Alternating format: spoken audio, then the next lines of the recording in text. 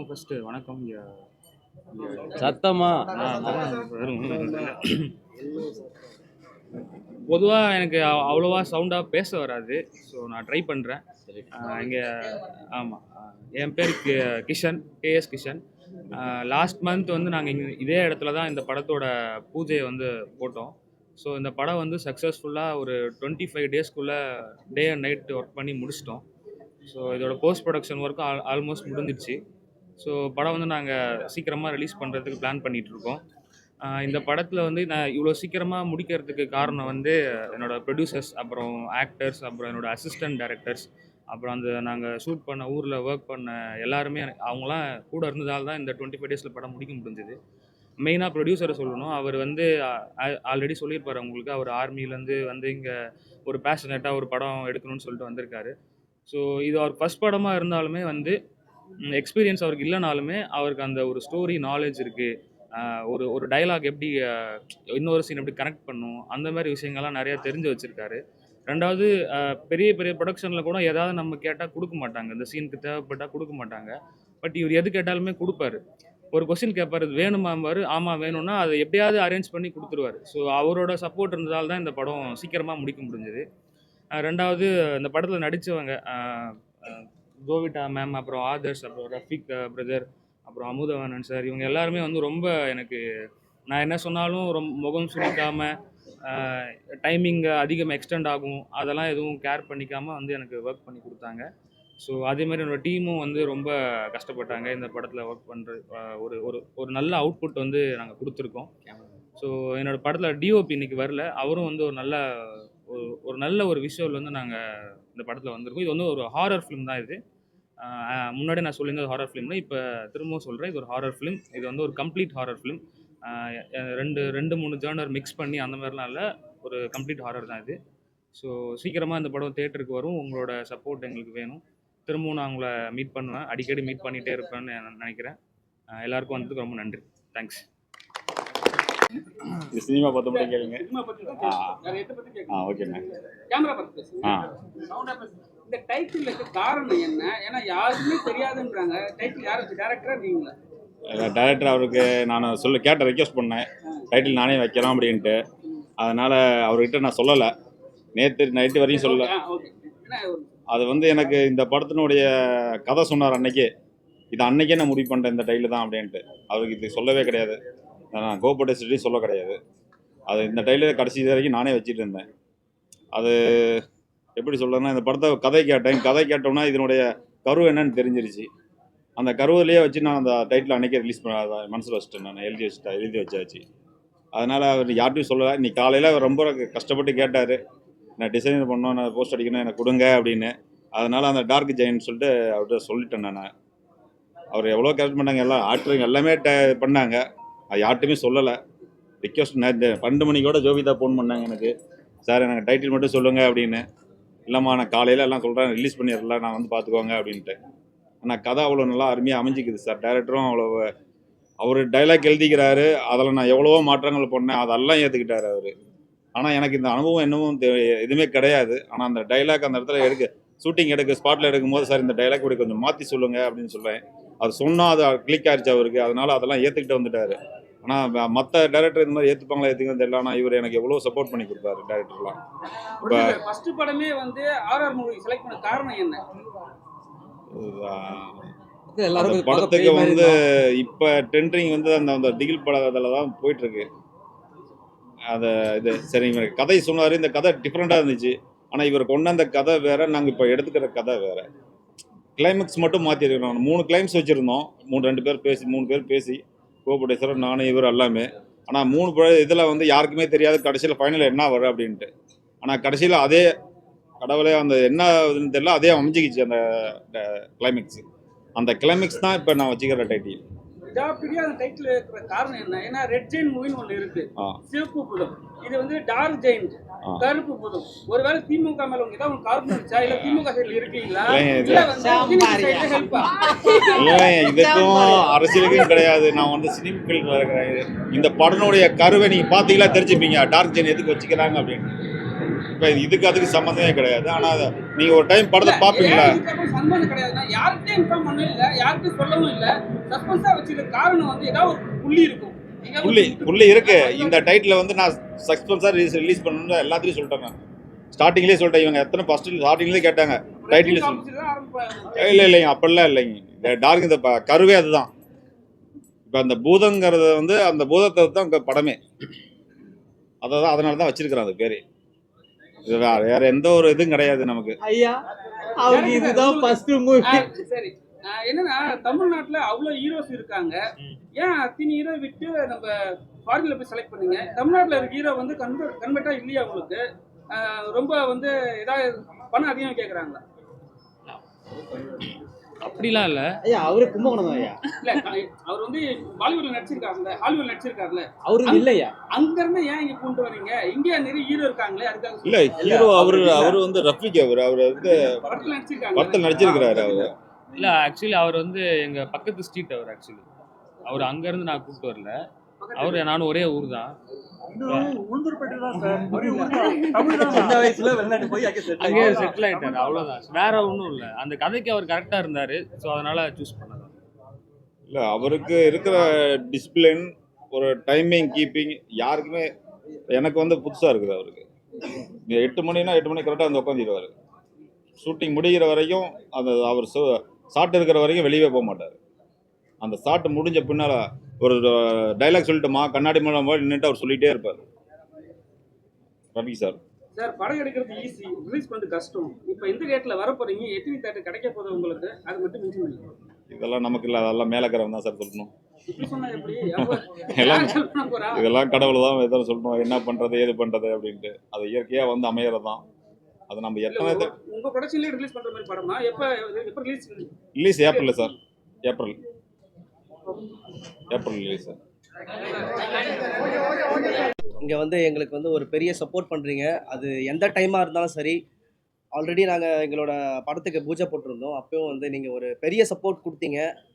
Team வந்து ஆக்டர்ஸும் வந்து கொஞ்சம் புதுசாக இருந்தாலுமே லாஸ்ட்டு நாங்கள் பூஜைக்கு வரும்போது இதோட எஃபெக்ட் வந்து பயங்கரமாக இருந்தது. ஸோ மீடியாவில் இருந்த எல்லாருமே வந்து நல்ல ஒரு ரெஸ்பான்ஸ் பண்ணாங்க. ஸோ அதுக்காக ஒரு பெரிய தேங்க்ஸ். அண்ட் தென் இன்னைக்கு வந்து எங்களோட படத்தோட title released dark giant. So எங்களுக்கே இன்னைக்கு தான் தெரியும். ஸோ ஒரு பெரிய சர்ப்ரைஸ். அண்ட் தென் இந்த படத்தில் எக்ஸ்பீரியன்ஸ் எப்படி இருந்ததுன்னா ஒரு ஃபேமிலி மாதிரி தான் இருந்தது. எல்லாருமே அப்படி தான் இருந்தாங்க. எங்களோட ப்ரொடியூசராக இருக்கட்டும், அண்ட் தென் என் கூட நடித்த சக ஆர்டிஸ்டாக இருக்கட்டும், எல்லாருமே வந்து நல்லா கோஆப்ரேட் பண்ணாங்க. அண்ட் தென் படமும் வந்து நல்லா வந்திருக்கு. எங்கள் கூட நடித்த ஜோவிட்டா, அண்ட் தென் ஆதர்ஷ், ரஃபீக், அப்புறம் கீர்த்தின்னு ஒருத்தவங்க. நான் இந்த படத்தில் வந்து ஒரு முக்கியமான ரோல் பண்ணியிருக்கேன், காமெடி ரோல். ஒரு படத்துக்கு வந்து முக்கியமான விஷயம் வந்து அந்த படத்தை அடுத்த கட்டத்துக்கு கொண்டு போகிறதுக்கு காமெடின்ற ஒரு விஷயம் வந்து மெயினாக இருக்கும். ஸோ அந்த விஷயத்தை நான் வந்து இதில் டேக் ஓவர் பண்ணியிருக்கேன். ஸோ யாரு அவர் சீரியஸாக நடிச்சிருக்காரு இந்த படத்தில், உங்களுக்கே தெரியும். ஆமா, அவரோட விஷயத்தை தான் நான் எடுத்து பண்ணேன். காமெடியா நடிச்சையா, அது சீரியஸ் ஆயிட்டாருங்க. ஆமா, ஆக்சுவலி நடிச்சா அதை காமெடி ஆகிட்டாருங்க, அவ்வளோதான். ஸோ ரொம்ப ஜாலியாக இருந்தது. எங்கள் படத்தை வந்து நல்லபடியாக முடிச்சிருக்கோம். ஸோ உங்கள் கையில் தான் வந்து நாங்கள் கொடுக்குறோம். நீங்கள் ஆல்ரெடி பூஜைக்கு கொடுத்த அந்த சப்போர்ட்டை நீங்கள் திரும்ப வந்து எங்களுக்கு கொடுப்பீங்கன்னு நம்புகிறோம். Thank you so much every one.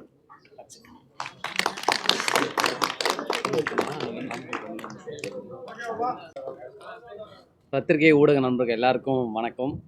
எல்லா நண்பர்களுக்கும் மிகப்பெரிய ஒரு நன்றி தெரிவிக்கிறேன். அப்புறம் ப்ரொடியூசர் லோகேஷ் சாருக்கு மிகப்பெரிய நன்றி. ஏன்னா ஒரு ஷூட்டு முடிஞ்ச உடனே பேமெண்ட் தருவாங்க. ஷூட் ஸ்டார்ட் பண்ணதுக்கு முன்னாடியே வந்து பேமெண்ட் கொடுத்தா நடிக்கணும்னாரு. இல்லை சார் பரவாயில்ல சார் ஈவினிங் வாங்கிக்கிறோன்னா, அதெல்லாம் இல்லைப்பா, நான் வந்து ரிட்டையர்ட் ஆர்மி, நான் கொஞ்சம் கரெக்டாக பண்ணணும்னு நினைக்கிறேன் அப்படின்னுவார். உண்மையாக அது பெரிய விஷயம், சந்தோஷம் சார். அவர் கூட அவர் ஃப்ரெண்டு பாலா சாரும் இது பண்ணிக்காரு, அவருக்கு மிகப்பெரிய நன்றி. ரஃபீக் சார் வந்து நான் இன்றைக்கி தான் பார்க்குறேன். படத்தில் வந்து அவர் என்ன தான் தேட்டிருப்பார், ஆனால் இன்றைக்கி தான் நான் அவரை பார்க்குறேன். அதாண்டி டைரக்டர் கிருஷன், அவர் ஏற்கனவே 2 படங்கிட்ட பண்ணிக்காரு, சூப்பராக யோசிப்பார், யாரையும் திட்ட மாட்டார், அவர் கோவமே வராது, ரொம்ப அமைதியாக ஒர்க் பண்ணுவார், செம்ம ஜாலி டைப்பு. அவர் கூட ஒர்க் பண்ண நினைக்கும் போது ரொம்ப ஹாப்பி. அப்புறம் ஆதர்ஸ், இவர் வந்து ஆஸ்திரேலியாவில் வந்து ட்ரெயின் ஓட்டியிருந்தார். இல்லை இல்லைப்பா, இல்லை உண்மையாக தான். ஆஸ்திரேலியாவிலேருந்து ட்ரெயின் மெட்ரோ ட்ரெயின் ஓட்டியிருந்தார்.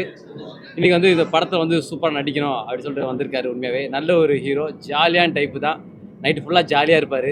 அந்த மாதிரி ஒரு நல்ல மனுஷன். ஏப்பா சிரிச்சு ஏன்பா இது பண்ணுறீங்க? நல்ல ஒரு ஹீரோ. அப்புறம் ஜோவிட்டா எப்பவுமே அவங்க மேக்கப் இல்லாமல் ரொம்ப அழகாக வருவாங்க. நீ தான் கொஞ்சம் மேக்கப் வந்து செல்ஃபாக அவங்களே போட்டுன்னு நான் கேட்டேன். அதான் செம்மையாக நடிச்சிருப்பாங்க.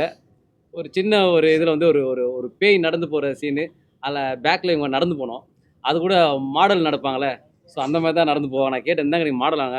ஆமாங்க நான் மாடலுங்க. நாங்கள் அப்போ தான் தெரியும் அவங்க மாடல்னு சொல்லிட்டு. அப்படிலாம் நான் சொல்லவே இல்லை, போய் சொல்றாரு மாடல்னு சொன்னேன். அப்போ என்கிட்ட போய் சொல்லியிருக்கேம்மா. நான் இத்தனை நாள் அதான் நம்பிட்டு இருக்கேன். தாண்டி வந்து வேற இருக்கா அதுமாதிரி காஸ்டியூமர். அதுக்கப்புறம் வினோத் ப்ரோ ஒரு தங்கமான மனுஷன். 10 பேர் வந்தாலும் ஒரே ஆளாக நின்று அதை சூப்பராக டீல் பண்ணி சால்வ் பண்ணுவார். அதுமாதிரி காஸ்டியூம் சூப்பராக பண்ணாங்க. அப்புறம் கோ டைரக்டர் சத்யா ப்ரோ, அதுக்கப்புறம் எல்லாருமே வந்து அவ்வளோ அழகாக ஒர்க் பண்ணியிருக்காங்க. நல்லா பண்ணாங்க. ஜாலியாக இந்த படம் வந்து ரொம்ப ஜாலியாக போச்சு. பொறுமையாக பண்ணாங்க, ரொம்ப அழகாக பண்ணாங்க. இந்த படம் வந்து மேலே மேலே வெற்றி பெறணும்னு சொல்லிட்டு கடவுளை வேண்டிக்கிறேன். நீங்கள் தான் சப்போர்ட் பண்ணணும். எல்லாருக்கும் நன்றி. தேங்க்யூ. இண்டஸ்ட்ரியில நீங்க இவ்வளவு நாளா இருக்கீங்க, எதனால நம்ம வந்து பூம் ஆகலன்னு வந்து உங்களுக்கு ஒரு தோணும்? சில பேர் வந்து சொல்றாங்க நீங்க வந்து பாலா கூட இருக்கிறதுனால தான் நீங்க பூம் ஆகலன்ட்டு. உங்களுக்கு என்ன, சில பேர் வந்து கருத்து தெரிவிப்பாங்க கமெண்ட்ல, உங்களுக்கு என்ன தோணும் தெரியல. எனக்கு ஒன்றும் தோணாதுயா. பாலா கூட இருந்ததுனால்தான் பூம் ஆகலை அப்படிலாம் கிடையாது. நம்ம எங்கே இருந்தாலும் பூம் ஆகணும் அப்படி ஒரு நம்பிக்கை இருக்கும்.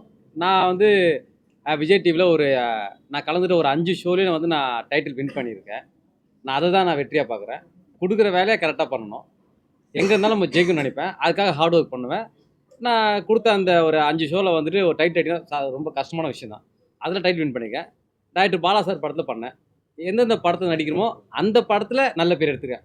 ஏன் அமுதன் இப்படி பண்ணிட்டாரு, நல்லா பண்ணலே அப்படின்னு இல்லை, நல்லா பண்ணியிருக்கேன். அதே நேரத்தில் வந்து Mottarajan sir, MGR sir, Goundamani sir எல்லாமே ஒரு ஏஜுக்கு அப்புறம் தான் வந்து நிறைய ஹிட்லாம் கொடுத்துருக்காங்க. அந்தமாரி நம்பிக்கையாக இருக்கேன். எப்போனா நான் வந்து ஜெயிப்பேன். அதுக்காக வந்து என் பாடி கண்டிஷன் மட்டும் நான் கரெக்டாக வச்சுப்பேன். கதாநாயகனாக வாய்ப்பு ஏதாவது வருதா உங்களுக்கு? ஆமாம், ஒரு 2 படத்துக்கு வந்திருக்கேன். அதுக்காக தான் கொஞ்சம் ஒர்க் அவுட்லாம் பண்ணிட்டு இருக்கோம். ஒரு நல்ல ஒரு கதை தான் யார். விஜய் டிவியில் வந்து நீங்கள் வந்து Vijay sir, Ajith sir voice நல்லா எடுத்து பேசுவீங்க. ஆனால் இப்போ பார்த்தீங்கன்னா சோசியல் மீடியாவில் வந்து அஜித் சார் படத்துக்கு வந்து விஜய் சாரோட தொண்டர் போயிட்டு கொடி காட்டுறாங்க, அப்போ போட்டு அடித்தாங்க. ஸோ அதெல்லாம் பார்க்கும்போது நீங்களாம் வந்து ஒரு ரசிகராக இருந்தீங்க, என்ன சொல்ல தோணுது உங்களுக்கு? அது என்னென்னா வந்து அதை அடித்த அந்த 2 பேர் இருக்காங்களையா, அது 2 பேருமே தான் நம்ம தப்பு சொல்ல முடியும் தவிர அதை பார்த்துங்க எல்லாருமே சொல்ல முடியாது. எல்லாமே யாராவது ஒரு 2 பேர் பண்ணுவாங்க. மற்றபடி அவங்க ரசிகர் அவருக்கு பிடிக்கும், இந்த ரசிகருக்கு வந்து இவங்கள பிடிக்கும், அவ்வளோதான் தவிர அதை போய் விமர்சனமே பண்ண முடியாது. ஜனநாயகம் படம் வரலன்னு வருத்தமா இருக்கா இல்லையா? ரொம்ப வருத்தமாகுதுயா. ஏன்னா இப்போ வந்து கோர்ட்டு சொல்லியிருக்காங்க முடியாதுன்ட்டு. ஆனால் நீங்கள் ஒரு ரசிகராக வந்து எல்லாரும் வந்து கோர்ட்டு மேலே ஒரு குறை சொல்கிறாங்க, அது சரியா தவிர? கோர்ட்டு வந்து இன்னைக்கு எல்லா விஷயத்தையுமே அதே கோர்ட்டு தான் பார்க்குது. எல்லாமே கரெக்டாக பண்ணுறாங்களா இல்லையான்னு எல்லாருக்குமே தெரியும். அதனால இந்த படத்தை கொஞ்சம் பெருசாக எடுத்துக்காமல், எத்தனை படம் வந்திருக்கு, நிறைய படத்தில் வந்து ஐயோ இந்த படம் ஏன் இவ்வளோ சில வேர்ட்ஸ் இப்படி இருக்க, இதை கொஞ்சம் இவங்க கம்ப்ளைண்ட் பண்ணிக்கலாமே அப்படிலாம் தோணும். அதெல்லாம் தாண்டி யாரும் கண்டுக்க மாட்டோம். அந்த மாதிரி இந்த படத்தையும் வந்துட்டு ஒருவருக்கு என்னென்னு பார்த்துட்டு அதை விடணும். ஏன்னா வந்து இங்கே அவ்வளோ ஃபேன் இருக்காங்க. விஜய் சார் கிடையாது, எந்த ஒரு ஆக்டர் இருந்தாலுமே ஒரு படம் பண்ண அந்த ப்ரொடியூசர்லேருந்து ஒர்க் பண்ணுங்க அவ்வளோ பேர் இருப்பாங்க. அவ்வளோ பேரும் அது ஏமாற்றம் தான் அடிவாங்க. அதனால் விஜய் சார் படம் வந்தால் நல்லாயிருக்கும். உண்மையாக கமெண்ட்ஸ்லாம் பண்ணுறவங்களுக்கு விஜய் சார் சைட்லேருந்து வாய்ஸில் எந்த பதில் இல்லை, அஜித் சார் சைட்லேருந்து எந்த பதில் வாய்ஸே கொடுங்க.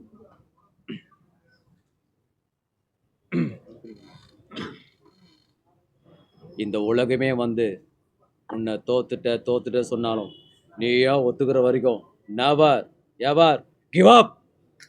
அதான் அது விஜய் சார் இருந்தாருன்னா மாட்டிக்கு போறாரு. ஐயா இல்லையா, நீங்களே மாட்டி விட்டுருங்களே. நீங்கள் எப்போ நண்பா உங்களை எல்லாரும் எதுக்குறாங்களே, அப்போ நீங்கள் ஜெயிச்சுட்டு தான் இருக்கீங்க. லைஃப்பில் நம்ம எப்பவுமே அவங்கள மாதிரி ஆகணும், இவங்கள மாதிரி ஆகணும், அதுக்கெல்லாம் ஆசைப்படாதீங்க. அதுதான் அவங்களும் இருக்கிறாங்களே. நீங்களாக வாங்க, யாரோட அடையாளத்தை எடுத்துக்காது, உங்களோட அடையாளத்தை உலகத்துக்கு பதிவு பண்ணிட்டு போயிட்டு இருக்குண்ணா. நன்றிங்கண்ணா, வணக்கண்ணா, தேங்க்யூங்கண்ணா.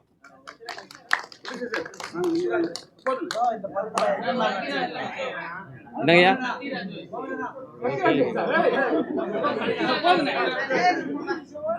ஐயா சத்யராஜ் entertainment.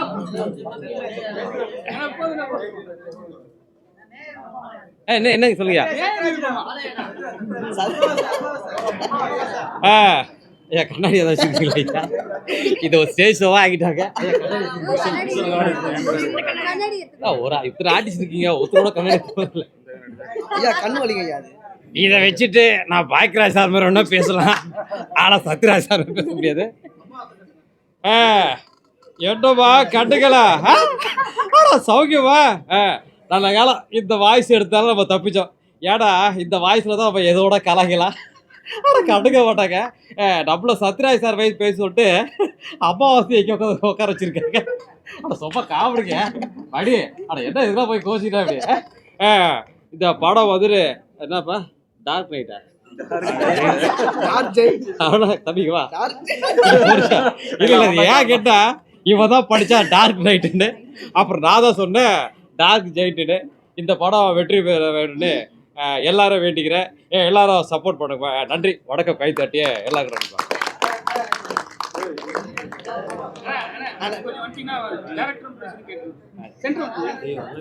ஐயா அவர் அமெரிக்காலேருந்து வந்த மாதிரி ஒரு ஆஸ்திரேலியாலேருந்து வந்திருக்காரு. இல்லை உண்மைதான். ப்ரெசன்ட் மீடியா எல்லாருக்குமே வணக்கம். Thank you for coming.